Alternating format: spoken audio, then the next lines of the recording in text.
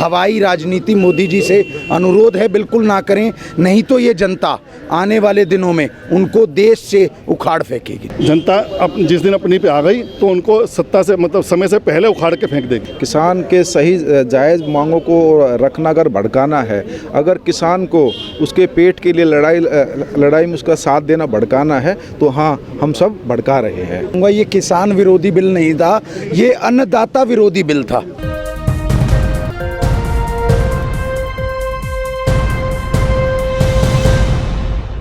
इस वक्त जंतर मंतर पर मौजूद हूँ और मेरे साथ कुछ लोग हैं आम आदमी पार्टी से जिनसे बात करेंगे किसान बिल के खिलाफ। किसान बिल के खिलाफ आज जंतर मंतर पर एक प्रोटेस्ट की कॉल दी, जिसमें सीएम अरविंद केजरीवाल खुद हाजिर हुए और लोगों को आश्वासन दिया कि ये जो बिल है इसको पास नहीं होने देंगे, पूरी तरह से लागू नहीं होने देंगे। बात करेंगे इसके बारे में। सर, क्या कहना चाहेंगे, जो ये कृषि बिल है मोदी सरकार ने मनमानी से लागू तो कर दिया है, लेकिन देश का किसान सड़कों पर है, फिर भी मोदी सरकार जो है पीछे नहीं हट रही है। देखिए, ये तो हमारी पहले से ही सोच थी और पहले हमें पता था कि जो भाजपा की जो काली सोच है, आप एक चीज़ मान लीजिए कि अगर किसान खुश नहीं है तो देश खुश नहीं है। अगर किसान एक चीज़ का विरोध कर रहा है, इसका मतलब बिल में बहुत सी कमियां हैं। जैसे वो कह रहे हैं कि एमएसपी लागू रहेगा, ये मंडियों को तोड़ने का एक ढंग है उनका।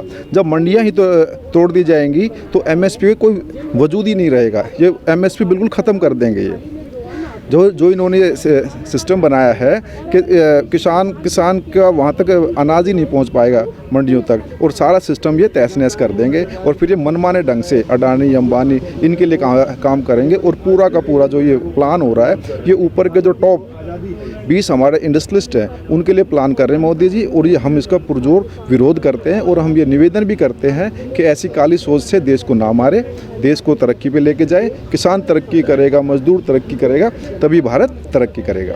आज का जो आपका प्रदर्शन था वो मोदी सरकार को किस तरीके से देखना चाहिए, क्या संदेश देते हैं मोदी सरकार को? हमारा जो आज का विरोध था, ये हम चाहते हैं सेंट्रल गवर्नमेंट मोदी सरकार जो किसान सड़कों पे है उनकी सुने, और जो उनकी मांगे हैं, जो उनका एक जो मुद्दा लेकर चल रहे हैं, उस मुद्दे का समाधान करें। मेन तो मुद्दा एमएसपी का है।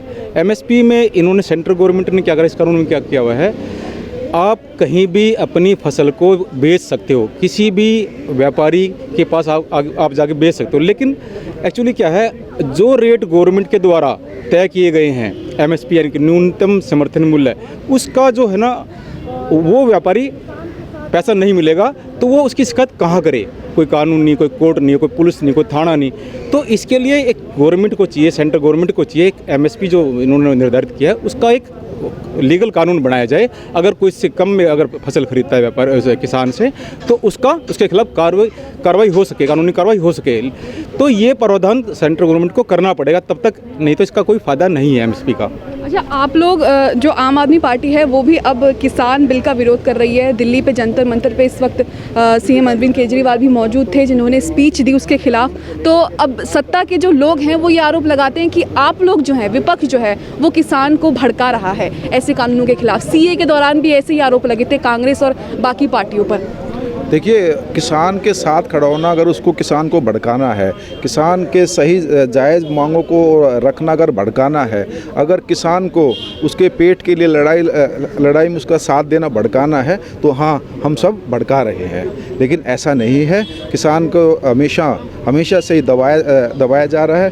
पिछले आप 6 साल से देख लीजिए, पिछले 6 साल से लगातार एमएसपी को दबाया जा रहा है। आपको पता होगा शायद मक्के का जो अमेरिका से इन्होंने 600 लाख टन मक्का मंगा के उसकी एमएसपी डाउन कर दी, जिससे कि किसान बहुत त्रस्त है। ये ऐसी चीज़ें ला के देंगे कि क्योंकि एक हमारा वर्ल्ड ट्रेड सेंटर है, जो वर्ल्ड ट्रेड ऑर्गेनाइजेशन है, उसके तहत है कि एमएसपी लागू नहीं होना है। वो उस ट्रेड को चलाने के लिए हमारे देश के किसानों को मार रहे हैं मोदी जी को अपनी इंटरनेशनल छवि बनानी है। वो सिर्फ अपने कपड़ों की और अपने व्यक्तित्व की छवि बना रहे हैं, देश के किसान को मार रहे हैं। हम उस चीज़ का पुरजोर विरोध करते हैं। तो आप आम आदमी पार्टी से हैं, तो आप कब तक लड़ेंगे इस लड़ाई को? जब तक किसान को उचित एमएसपी नहीं मिलेगा, जब तक किसान की उचित मांगें नहीं मानी जाएंगी, जब तक किसान ये संतुष्ट नहीं होगा कि मेरा परिवार सुरक्षित है, हम तब तक अंतिम क्षण तक किसान के लिए लड़ाई लड़ते रहेंगे। लेकिन जिस तरीके से आपके जो सांसद हैं, पार्टी के नेता हैं, संजय सिंह, राखी बिरला जी, उन पर स्याही फेंकी गई यूपी में, और फिर जब राज्यसभा में उन्होंने बोलने की कोशिश की इस बिल के खिलाफ तो उनको निष्कासित कर दिया गया, उनको बिल्कुल निकाल दिया गया, उस पर क्या कहना चाहेंगे? देखिए, एक मैं बड़ा ही शेर आपको सुनाता हूँ। जो पानी से नहाते हैं वो लिबास बदलते हैं, और जो पसीने से नहाते हैं वो इतिहास बदलते हैं। इसका मतलब है जो संजय सिंह जी, राखी बिरलान जी, या जो भी हमारे नेता जहाँ भी जिम्मेदारी दी गई है उसका विरोध करेंगे तो कोई ना कोई वो आपने देखा होगा, वो बीजेपी का पदाधिकारी, वो लड़का जिसने शाही फेंकी थी, तो इस तरह के ये दबाने की कोशिश करेंगे। ये हर तरीके तुगलकी राज चाहते हैं मोदी जी हर चीज़ पे जनता को दबाना चाहते हैं, किसान को दबाना चाहते हैं, मजदूर को दबाना चाहते हैं, हर आम आदमी को दबाना चाहते हैं। लेकिन हम उनके इस दबिश पे आएंगे नहीं और उसका पुरजोर विरोध करते रहेंगे। आपके आज के इस प्रदर्शन में कौन कौन शामिल हुआ? आप ही थे या फिर और भी विपक्षी पार्टी थी? सबसे पहले तो मैं ये कहना चाहूँगा, ये किसान विरोधी बिल नहीं था, ये अन्नदाता विरोधी बिल था। जो व्यक्ति देश का भरण पोषण कर रहा है, किसान जो दिन रात मेहनत करके खेत में अनाज पैदा करता है, अगर आप उस अन्नदाता के लिए इस तरह के कानून लाएंगे, काले कानून, तो देश का बेड़ा गर्क होना निश्चित है। मोदी जी को नींद से जागना होगा, अपनी सेल्समैनशिप छोड़कर, जो अपनी प्रमोटिंग करते हैं अडानी अंबानी को छोड़कर, जो ज़मीनी स्तर के लोग हैं, किसानों के लिए, महिलाओं के लिए, और जो इस तरह के जघन्य अपराध आपने पीछे देखा था हाथरस में, जहां योगी जी की सरकार है, वहां जो जघन्य अपराध हो रहे हैं, ज़मीनी स्तर की राजनीति करिए। हवाई राजनीति मोदी जी से अनुरोध है बिल्कुल ना करें, नहीं तो ये जनता आने वाले दिनों में उनको देश से उखाड़ फेंकेगी। आगे क्या करेंगे आप लोग? प्रदर्शन करेंगे, सरकार से बात करेंगे? सबसे पहले तो ये शांतिपूर्ण प्रदर्शन जब तक जारी रहेगा, जब तक किसानों की, अन्नदाता की मांगे नहीं मानी जाएंगी। क्योंकि अरविंद जी का एक ही कहना है कि काम उतनी खामोशी से करो कि आपकी कामयाबी शोर मचा दे। तो हम ये प्रदर्शन भी बड़ा शांतिपूर्ण प्रदर्शन है, बैठेंगे जब तक मांगे नहीं मानी जाएंगी, इधर से नहीं उठेंगे। अभी भी आपने देखा शांतिपूर्ण प्रदर्शन के दौरान भी बीजेपी ने दिल्ली पुलिस के तहत अभी गिरफ्तारी ली है बहुत सारे हमारे साथियों की। तो हम ये अनुरोध करेंगे कि शांतिपूर्ण प्रदर्शन है, कृपया करके, डेमोक्रेसी में हमें अपनी बात रखने का अधिकार है, और एक किसान का बेटा होने के नाते, एक अन्नदाता का बड़े आहत है, मन रो रहा है कि किस तरह के कानून हम पे थोपे जा रहे हैं, और थोपना डेमोक्रेसी की पहचान नहीं है। तो बस इन्हीं शब्दों के साथ मैं ये कहना चाहूँगा, हाथ जोड़कर मोदी जी से, कि अपने इस बिल को वापस लें, और नहीं तो ये अन्नदाता अगर रुष्ट हो गया तो देश बिखर जाएगा। जो ये बिल किसान के विरुद्ध आया है, हमारी तो सिर्फ इसमें एक ही मांग है कि जो किसानों की MSP है वो उनको जितनी भी मैक्सिमम से मैक्सिमम MSP मिलनी चाहिए वो उनको मिलनी चाहिए, उनका अधिकार है। किसानों के साथ अभी जो ये बिल आया है, इसमें आपने अगर सुना होगा तो किसानों की ज़मीन को बड़े बड़े जो उद्योगपति हैं, अडानी और रिलायंस वाले, वो इसको क्या नाम है लीज पे ले लेंगे। तो किसानों के हाथ में तो कुछ रहा ही नहीं। अगर किसान अपनी खेती बेचना भी चाहेगा तो बेच नहीं सकता, उनकी खेती जबरदस्ती ये ली जाएगी, और उनको क्या नाम है खेती का अधिकार भी धीरे धीरे छीन लिया जाएगा, क्योंकि सारी मशीन उनकी आएंगी। किसान एक लेबर से भी नीचे बन के रह जाएगा, और बेरोजगारी इतनी बढ़ जाएगी हमारे देश के अंदर कि 2 रुपये की चीज़ 20 रुपये में मिलनी शुरू हो जाएगी। इसलिए मोदी जी से हम रिक्वेस्ट करते हैं कि जितनी भी आपने जो अभी तक पिछले 6 साल के कार्यकाल में जितने भी आपने की है वो सारी वापस लिए जाएँ। जितने भी जनता विरोधी हैं, जितने भी क्या नाम है बेरोजगारी है, जितने भी किसान विरोधी हैं, सारे के सारे बिल आपको वापस लेने पड़ेंगे, किसानों के हक में लेने पड़ेंगे। और किसान यही चाहता है कि उसको अपनी मेहनत का पूरा रस मिले पसीना सूखने से पहले।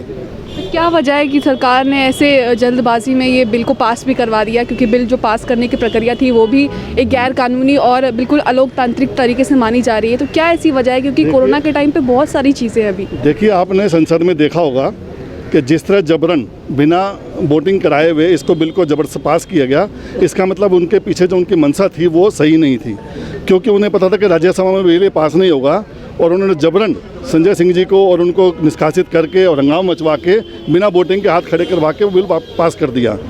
तो ये डेमोक्रेसी का हिस्सा नहीं है, ये तानाशाही है। ये तानाशाही मोदी जी की नहीं चलेगी। मोदी जी को समझना पड़ेगा कि अगर जनता ने उनको दोबारा विश्वास किया है तो उसका विश्वासघात ना करें। जनता जिस दिन अपनी पे आ गई तो उनको सत्ता से मतलब समय से पहले उखाड़ के फेंक देगी।